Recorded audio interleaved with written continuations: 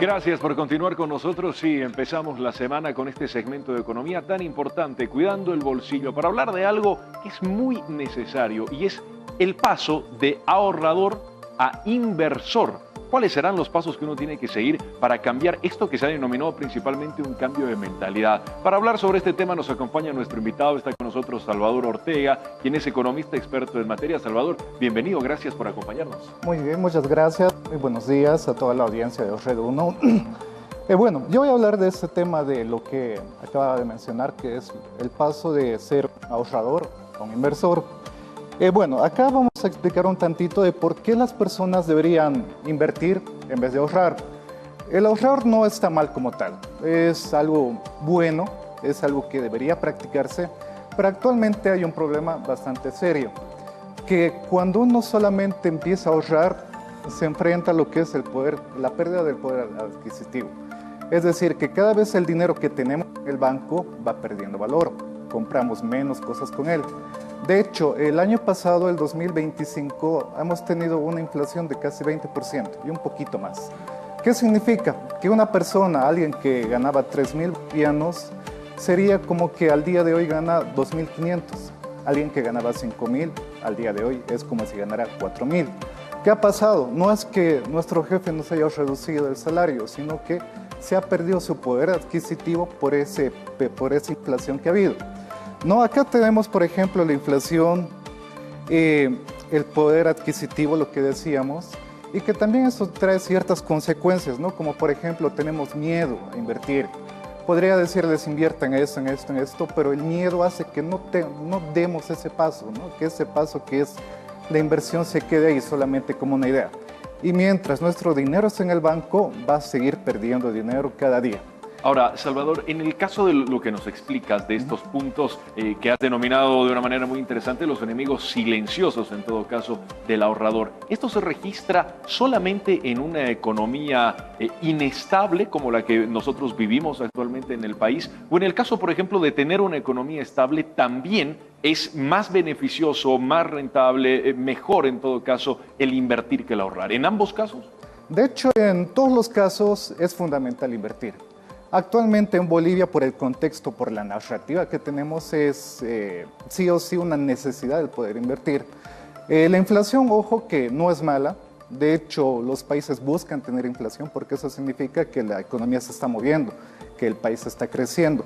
Pero cuando la inflación pasa a un sector más desmedido, como por ejemplo el que hemos tenido, que es 20%, ahí sí la inversión se convierte en una necesidad. No podemos dejar nuestro dinero quieto en el banco porque va perdiendo poder cada día. Si podemos pasar a la siguiente imagen, por favor.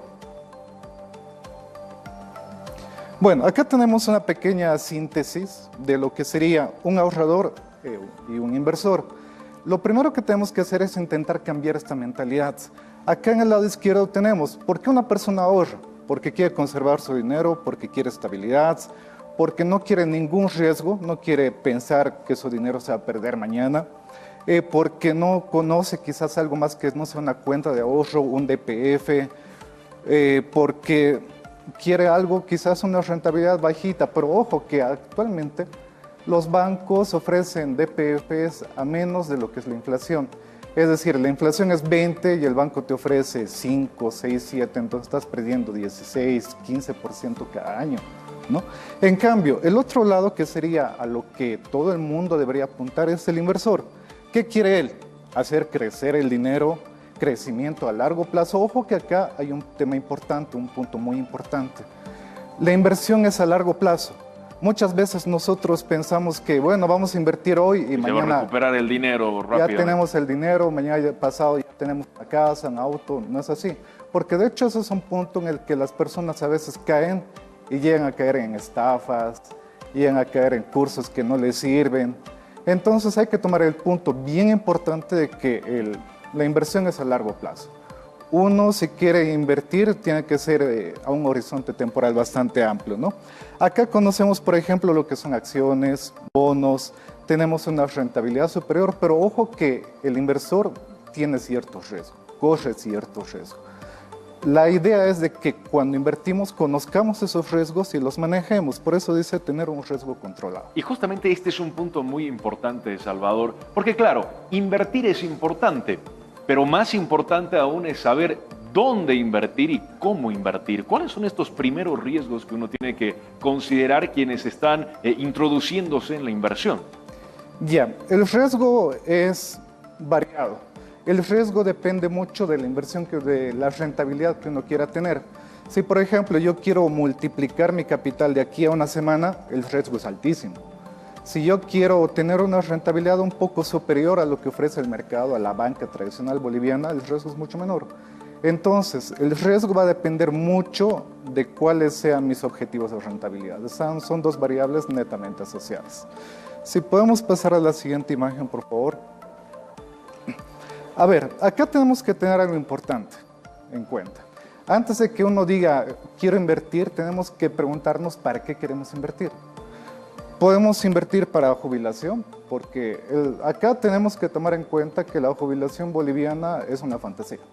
Nadie va a tener una jubilación digna porque el sistema de pensiones ha sido diseñado en otros tiempos, bajo otras variables, y actualmente esas variables han cambiado tanto que la jubilación no es algo real para la mayoría de los bolivianos. Tomando en cuenta que tenemos más de 80% de sector informal, es complicado.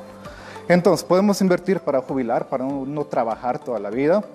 Podemos invertir quizás para la educación, para independencia financiera, que es lo que todos dicen, no trabajar nunca más. O finalmente para tener más libertad de tiempo. Entonces, algo que tenemos que responder antes de querer invertir es ¿para qué? ¿Sí? Ahora, Salvador, a nivel de inversión, cuando uno invierte un determinado capital, es importante por este tema de la seguridad a la cual hacías mención y de los riesgos que se corren en las mismas inversiones, el tener siempre un fondo aparte ante cualquier tipo de eventualidad, o uno realmente puede poner el todo por el todo, como se diría popularmente en una inversión. No, de hecho lo recomendable siempre es tener 10% del ahorro, 10% de la inversión. El ahorro, si bien va a ir perdiendo poder adquisitivo, es un fondo de emergencia, se podría decir así, ¿no? Ahora, depende también, como nuevamente, la idea es saber para qué queremos invertir. Muy dependiendo a eso, si la respuesta sería todo o una parte o un 5% mucho. Ahora, la pregunta que todos estarán haciendo en casa, bueno, sabemos que tenemos que invertir, pero ¿en qué invertimos? Acá tenemos un espectro de cuáles serían los aspectos en los que podemos invertir. Podemos invertir, por ejemplo, en lo que son los criptoactivos, las criptomonedas, como actualmente se llama, que si bien es algo que acá en Bolivia estaba prohibido hasta hace unos años, recién se ha liberado el uso público para esas criptomonedas, muchos lo asocian tal vez como algo muy volátil, muy riesgoso, pero en la realidad no es tanto así. Porque en la realidad hay cierto tipo de estrategias, como por ejemplo hay una estrategia llamada staking, lending, yield farming y demás, que nos permiten invertir sin mucho riesgo, donde tenemos nuestro capital controlado. Ahora, también tenemos lo que es la bolsa de valores, que es algo que escuchamos tanto, ¿no? En la bolsa de valores tenemos herramientas como acciones, bonos, ETFs, índices, indexados, lo que tenemos en materias primas, commodities, opciones, forward, futuros. Es un mundo, ¿no? Es un mundo donde nosotros podemos invertir. Tenemos también lo que es deuda estatal, es decir, prestarle a un gobierno dinero. Actualmente acá en Bolivia, el gobierno, el país nos pide dinero prestado. Nosotros podemos ir con 200 bolivianos al Banco Unión o al Banco Central de Bolivia, allá en La Paz, y comprar un bono estatal. ¿Qué significa eso? Que le estamos prestando dinero a Bolivia y él a cambio nos dice, bueno, te devuelvo tu dinero a un año y te doy una tasa de interés. Actualmente Bolivia, por ejemplo, está vendiendo los bonos bicentenarios, que tenían una rentabilidad de 9.14% al año y valía 200 bolivianos cada bono. Entonces, esa es una opción de inversión. También tenemos lo que son los bienes raíces como inversión. Actualmente los bienes raíces, si bien es algo que parece que necesitamos mucho dinero para invertir en eso, ya no es tanto así, porque hay páginas que son tokenizadas. La tokenización es una síntesis de un activo tangible que nos permiten invertir desde $50 para comprar un departamento, una casa. O finalmente, el capital privado, que es algo que tiene bastante tiempo, que muy pocas personas conocen y que es invertir en ideas de negocio. Por ejemplo, ¿quién no hubiese querido invertir en Facebook cuando recién estaba iniciando? ¿O quién no hubiese querido invertir en Airbnb cuando apenas era un PowerPoint? ¿No? De eso se trata lo que es el private equity. Y bueno, finalmente, para terminar, invertir es un proceso. Y muy fundamental en este proceso, que quede bien claro, eso es la educación. Uno no puede invertir sin educación. Nunca pongamos nuestro dinero algo que no conocemos. Nunca confiemos en alguien que nos diga, dame tu dinero, lo vamos a duplicar. Es lo peor que podemos hacer. Siempre que vamos a destinar el dinero, tiene que ser sabiendo dónde, para qué, cuáles son los riesgos asociados, cuál es la rentabilidad asociada, a qué plazo, en qué se va a invertir y cómo se va a invertir, ¿no? Ahí tenemos un proceso que es pasar de un ahorrador pasivo a educarnos, antes de colocar dinero en cualquier lado, educarnos, empezar con poco, pensar a largo plazo y finalmente llegamos a ser un inversor activo. Salvador, gracias por acompañarnos. Es una información muy importante para que todos la tomemos en cuenta. Cambiemos esta mentalidad de ser ahorradores a ser inversores, pero sí considerando cada uno de estos pasos que nuestro economista ha hecho mención. Y la educación, que por supuesto va a ser